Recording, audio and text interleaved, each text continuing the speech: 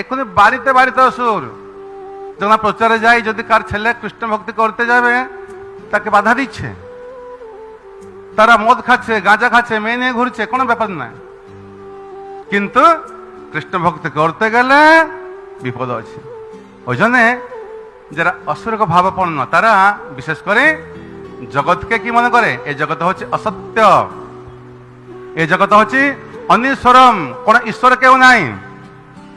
আর জগতের উদ্দেশ্য হচ্ছে কি, কামনা, সেক্স, সেটা বলে ইংলিশে। তার অর্থ মৈথুন, যতবার মৈথুন ভোগ করো, এটাকে নিয়ে তারা মনে করে। কিন্তু ভগবান শ্রীকৃষ্ণ কি বলছেন, এই জগৎ সৃষ্টি করার পিছনে ভগবানের হাত রয়েছে। আমরা কেন এসছি? আমাদের এই কর্মফল ভোগ করার জন্য আমরা জগতে এসছি। কি উদ্দেশ্যে আমরা এসছি? কর্মফল। ভালো কর্ম করলে স্বর্গলোকে যাব, ভক্তি করলে বৈকুণ্ঠে যাব, শুদ্ধ ভক্তি করলে গোলকে যাব।